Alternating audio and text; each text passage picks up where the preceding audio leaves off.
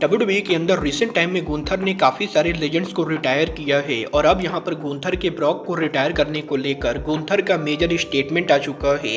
WWE में US championship के story line को लेकर कार्मेलो हेज का मेजर स्टेटमेंट आ रहा है। ट्रिश स्टेटस के पॉसिबल रिटर्न को लेकर ट्रिश स्टेटस ने मेजर हिंट दे दिया है, तो वहीं डब्ल्यूडब्ल्यूई में न्यू स्टार्स के क्रिएट करने को लेकर जॉन सीना का काफ़ी बोल्ड स्टेटमेंट आ रहा है। तो गाइस चलिए बिना किसी देरी के शुरू करते हैं इस वीडियो को। और सबसे पहले बात करेंगे रिंग जनरल गुंथर की। बात करें अगर यहाँ पर गुंथर की, तो ये बात तो हम सभी लोगों को मालूम है। रिसेंट टाइम के अंदर गुंथर ने डब्ल्यूडब्ल्यूई के अंदर काफ़ी सारे बड़े रेसलर्स को रिटायर किया है और लास्ट ईयर गुंथर के गोल्डबर्ग जॉन सीना को रिटायर करने के बाद इस साल गुंथर ने एजे स्टाइल को रिटायर किया। और अब यहाँ पर गुंथर के अगले टारगेट को लेकर इस हफ्ते गुंथर ने उनके लेटेस्ट इंटरव्यू पर बात की, जहां पर गुंथर से ये पूछा गया कि गुंथर के डब्ल्यूडब्ल्यूई के 3 बड़े लेजेंड्स को रिटायर करने के बाद अब गुंथर का अगला टारगेट कौन होने वाला है। और इंटरनेट के ऊपर गुंथर के ब्रॉक लेसनर को रिटायर करने को लेकर जो रूमर चल रही है, गुंथर यहां पर उसके बारे में क्या कहना चाहेंगे। तो गाइस यहां पर गुंथर जवाब देकर ये कहते हैं कि डेफिनेटली यहां पर डब्ल्यूडब्ल्यूई के अंदर करंटली यहां पर गुंथर करियर किलर कैरेक्टर के अंदर है और डब्ल्यूडब्ल्यूई के अंदर ऐसे बहुत सारे लोग हैं जिनके करियर को गुंथर आने वाले टाइम में एंड करेंगे। और जॉन सीना, गोल्डबर्ग और एजे स्टाइल के बाद ऑलरेडी यहां पर गुंथर के पास काफी सारे टारगेट हैं। बट जहां तक बात रही ब्रॉक लेसनर की, तो गुंथर यहां पर डेफिनेटली ब्रॉक लेसनर को रिटायर करना चाहेंगे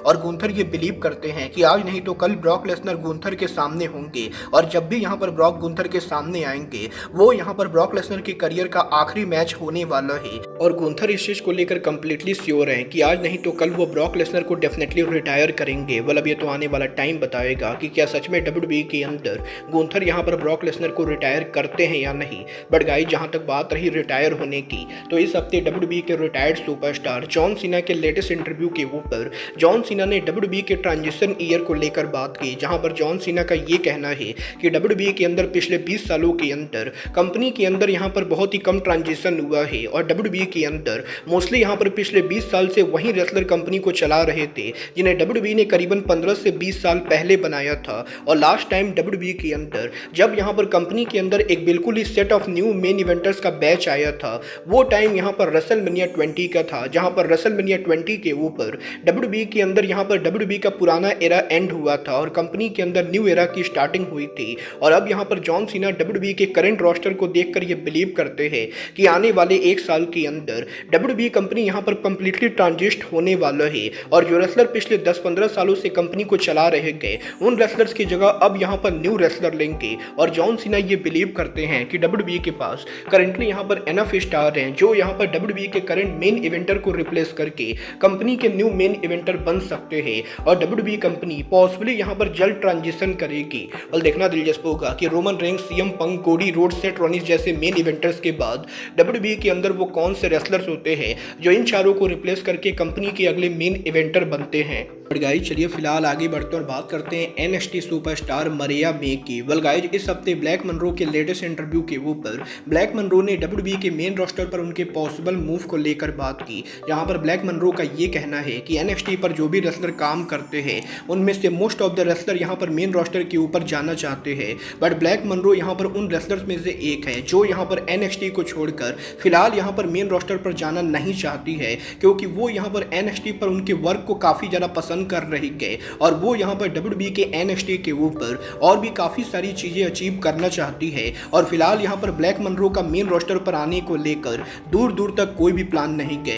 ये तो आने वाला टाइम बताएगा कि ब्लैक मनरो मेन रोस्टर के ऊपर कब आती है। बट गाइस जहां तक बात रही मेन रोस्टर की, तो गाइस यहीं इस हफ्ते डब्ल्यूडब्ल्यूई के यूएस चैंपियन कार्मेलो हेज के लेटेस्ट इंटरव्यू के ऊपर कार्मेलो हेज ने उनके यूएस टाइटल के फ्यूचर को लेकर बात की, जहां पर कार्मेलो हेज का ये कहना है कि वो यहां पर डब्ल्यूडब्ल्यूई के अंदर करंटली यहां पर यूएस टाइटल के ओपन चैलेंज को कंटिन्यू कर रहे गए और डब्ल्यूडब्ल्यूई के पुराने यूएस चैंपियंस की तरह कार्मेलो हेज भी random US title open challenge के अंदर करंटली उनके टाइटल को डिफेंड कर रहे गए। बट अब यहां पर कार्मेलो हेज यूएस चैंपियनशिप को लेकर सीरियस स्टोरी लाइन में काम करना चाहते हैं और कार्मेलो हेज ये चाहते हैं कि जिस तरीके से वर्ल्ड टाइटल को लेकर सीरियस स्टोरी लाइन होती है, उसी तरीके से यूएस टाइटल को लेकर भी सीरियस स्टोरी लाइन हो। और वो यहां पर स्टोरी लाइन के अंदर डब्ल्यूडब्ल्यूई का यूएस यूएस टाइटल डिफेंड करना चाहते हैं। well, अब ये तो आने वाला टाइम बताएगा कि ट्रिपल एच यहाँ पर कार्मेलो हेज को कोई सीरियस स्टोरी लाइन देते हैं या नहीं।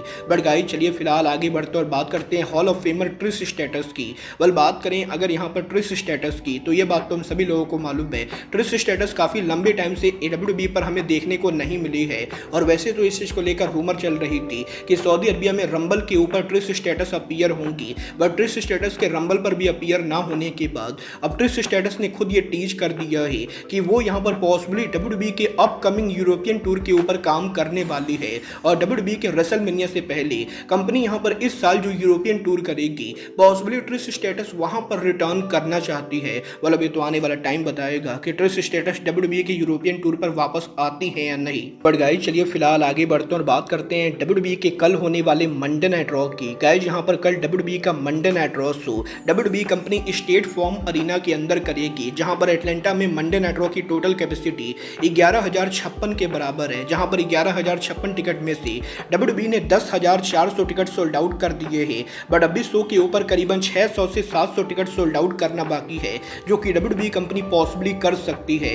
बट बात करें शो के मैचेज और सेगमेंट की, तो कल यहाँ पर मंडे नाइट रॉ के ऊपर बीस्ट ब्रॉक लेसनर हमें यहाँ पर रॉ पर लाइव देखने को मिलेंगे। और कल यहाँ पर लेसनर WWE के मंडे नाइट रॉ के ऊपर रिटर्न करेंगे। तो वहीं कल WWE के मंडे नाइट रॉ के ऊपर शो के ऊपर लिव मॉर्गन हमें यहाँ पर उनका रेसलमेनिया डिसीजन बताते हुए दिखाई देंगी। और लिव मॉर्गन रिवील करेंगी कि वो यहाँ पर किसको चैलेंज करने वाली है। बट इसके अलावा एलिमिनेशन चैम्बर क्वालिफायर के अंदर इयो स्काई कायरी सीन लकूर के बीच में ट्रिपल थ्रेट मैच होगा। तो वहीं मेंस एलिमिनेशन चैम्बर क्वालिफायर के अंदर जे उसो, एल ग्रांडो अमेरिकानो और ब्रॉन्सन रीड आमने सामने होंगे। और इसके अलावा वुमेन डिवीजन की तरफ से मैक्सिन डुप्री री मैच में नैटी को फेस करेंगी। तो वहीं शो के ऊपर फेनोमिनल वन AJ स्टाइल को कल यहाँ पर WWE के अंदर फाइनल ट्रिब्यूट दिया जाएगा। वाला आप यहाँ पर मंडे नाइट रॉ के लिए एक्साइटेड हो या नहीं, आप लोग मुझे कमेंट करके बताइए। बट गाइज अब आज के इस वीडियो में बस इतना ही। मैं मिलता हूँ आपसे अपने अगले वीडियो में। बट गाइज तब तक के लिए goodbye, good night and bang.